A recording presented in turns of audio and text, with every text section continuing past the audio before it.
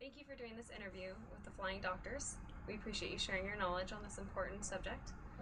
Dr. Lustig, can you tell me what you do at UCSF? Well, I'm a pediatric endocrinologist, which means I study glands and hormones in children.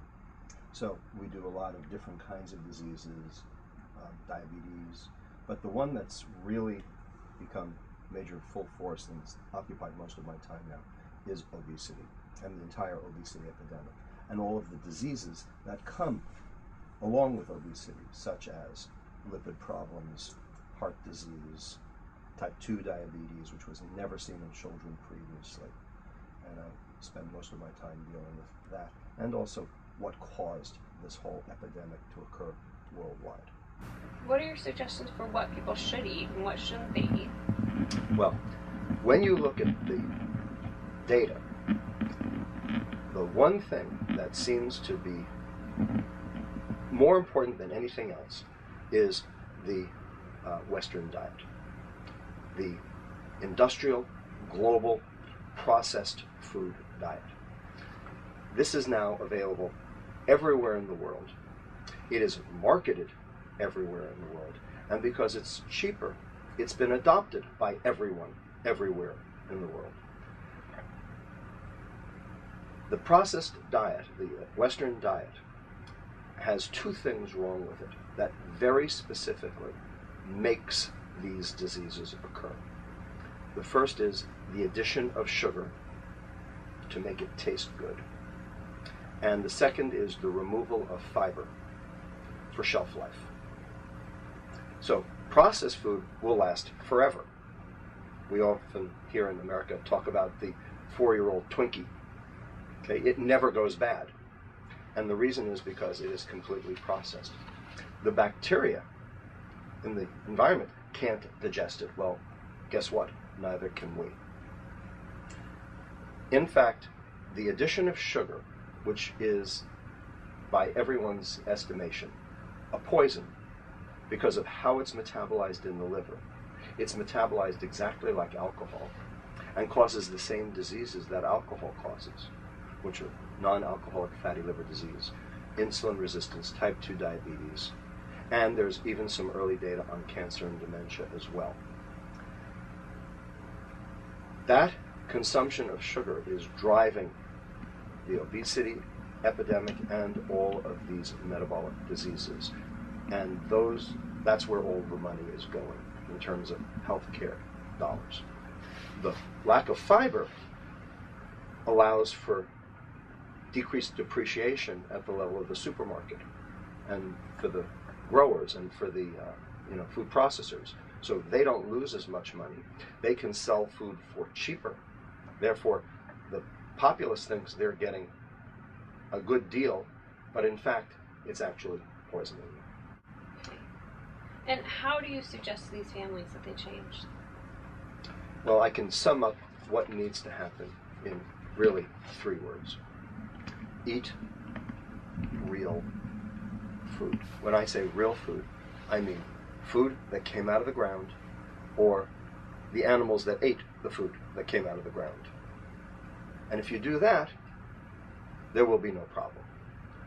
Unfortunately, that costs more because that food can go bad. That food has a shelf life. That food, can spoil. Bottom line is food that spoils means that it's not processed, and that's good, not bad. It's more expensive, but ultimately you get what you pay for, and ultimately you can either pay more for it now, or you can pay for the cardiac, diabetes, all the diseases down the line, the decreased productivity from being out with disability, and the early death. What this means is that you have to go to the store more frequently, and obviously in today's rat race society with 2 parents working and kids who aren't being cared for, being able to go to the store on a frequent basis becomes problematic, and we understand that. But ultimately, how fast food spoils is one of the things that has contributed to the rise in the processed food diet around the world. Doctor, is canned food better than processed food? Canned food is processed food. In fact, any food that's been placed in a can has been treated with various preservatives in order to make it stable, a lot of which are sugars and a whole lot of salt. So I would say that canned food is no different from processed food, and certainly not better. The goal here is to limit your exposure to processed food. Unfortunately, that usually means paying more at the grocery store. And so it becomes a trade-off, which makes more sense to you and your family. And I'm not going to tell you I have the answer to that, but I do know what is causing these diseases. And ultimately, people are going to have to make their own choices. And governments are going to have to make their own choices as to whether or not the cost of the food justifies the increase in health care expenditures and the breaking down of the entire medical system. And how do you encourage your children to follow this advice? We make the house safe for our children. We don't bring processed food into the house. We go to the store relatively frequently. We buy fresh food for our children, and we also make desserts safe and rare once a week. Make it a pleasure. Make it special. Make it something to look forward to. We don't bring sodas into the house. We don't bring juice into the house. There's plenty of fruit, so if the kids want something sweet, they have loads of fruit to choose from. And the reason fruit is okay and juice is not is because fruit has fiber. And the fiber is the good part of the fruit. The juice is the bad part of the fruit. It makes counterintuitive sense, but it is absolutely true. The juice is nature's way of getting you to eat your fiber, because the fiber reduces the onslaught of the sugar hitting the liver and causing all of these metabolic diseases.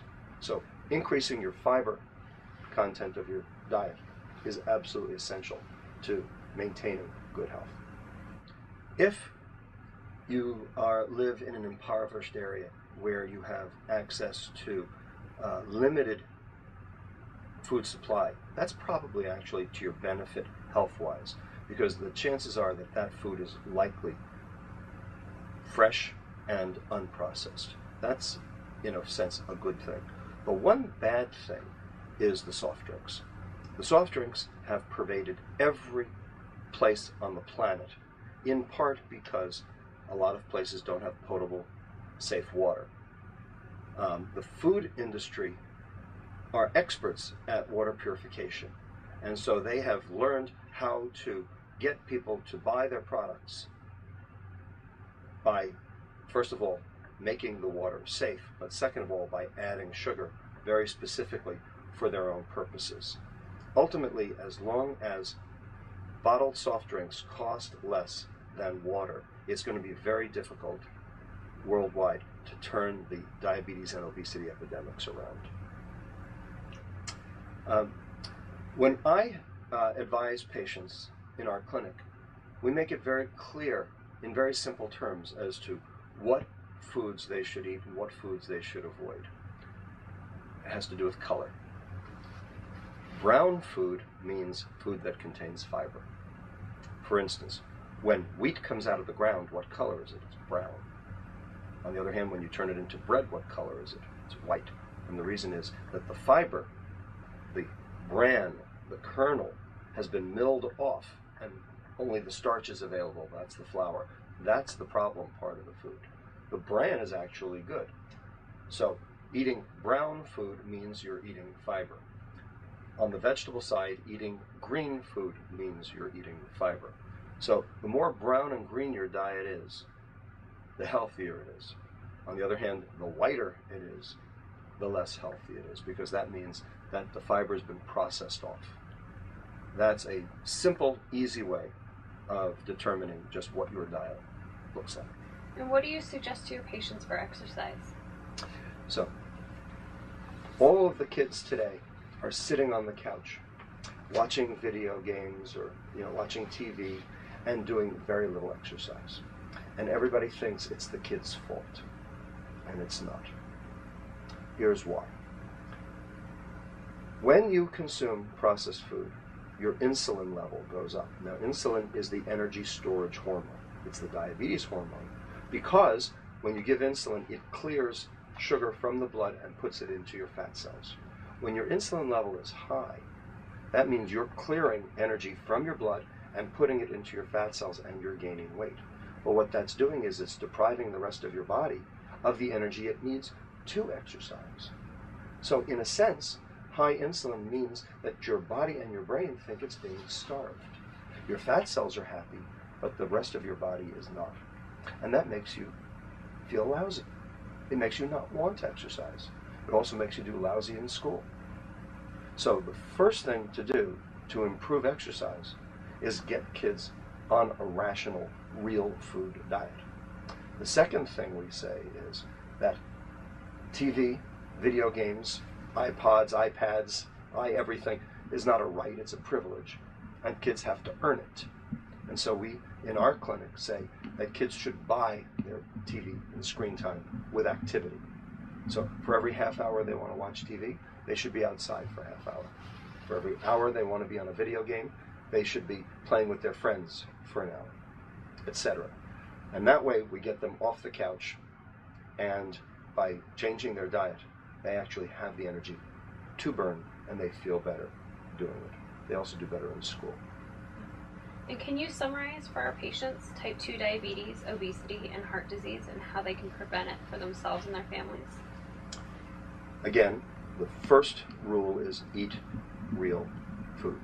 If you eat real food, these diseases will get better, potentially even go away if you can do it well enough. That's not that easy to do, but we've had many, many patients who've been able to take this advice and turn it into reversal of diabetes. Second, do things that will improve your activity. Basically, every molecule of energy that you consume, whether it be from bread, rice, pasta, potatoes, sugar, meat, etc., every molecule of energy that you consume has one of three fates. You can burn it, in which case you don't need much insulin, or you can store it, in which case you do need insulin, or it can go out in your urine, which means you have type 2 diabetes and it's going to kill your kidneys and you're going to die. Those are your three choices. Of those three, the one that makes the most sense is burn it. And so doing things that will improve your ability to burn that energy, to build muscle, to burn energy, rather than to build fat to store it, are things that will ultimately impact and improve health and reverse type 2 diabetes. People ask all the time, what does diabetes look like?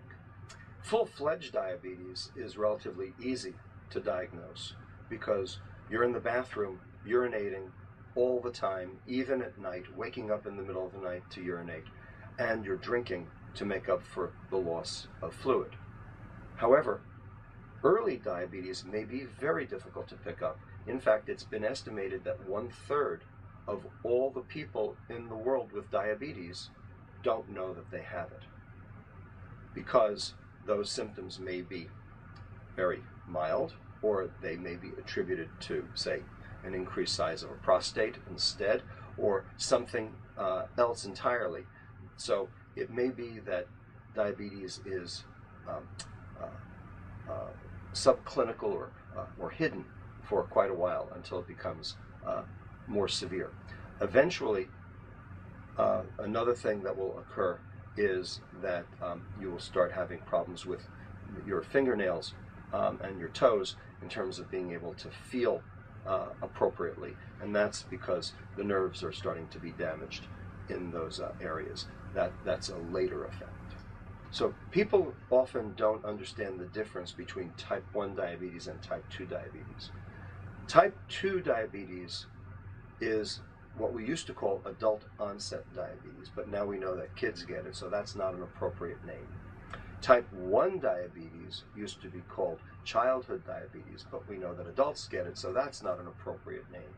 The difference between the two is that type 1 diabetes means you don't have enough insulin, and type 2 diabetes means that you have too much insulin, but it doesn't work right at the level of the liver and the muscle. Each of them cause your blood sugar to go up. And by causing your blood sugar to go up, you get many, many different diseases, such as kidney disease, eye disease, nervous system disease. However, by your insulin going up in type 2 diabetes, you also get heart disease, cancer, and dementia. So these diseases are all related to the fact that insulin has gone up but is not working well. That's type 2 diabetes, and that's the diabetes that is occurring worldwide. Okay. Thank you, doctor, for doing this interview. We really are lucky to have someone with your knowledge and education, and I'm sure the patients will follow this advice. And well, we hope so. Yes. And we just need to remember that they need to eat real food, drink milk and water, no sugar drinks, exercise 1 minute per 1 minute they have electronic activity with TVs, computers, cell phones, and wait 20 minutes before taking a second portion.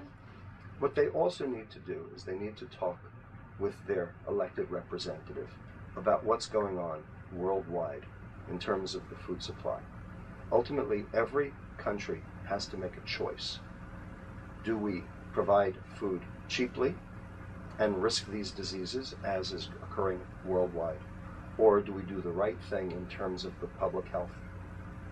Make these foods rare and improve subsidies to healthier, less sugar containing, higher fiber foods, and improve not just the health of the nation, of each nation, but also the productivity of it. That's a big sort of, top flight question that various people and countries have to answer for themselves. Thank you for joining us today with this interview with Dr. Lustig at UCSF.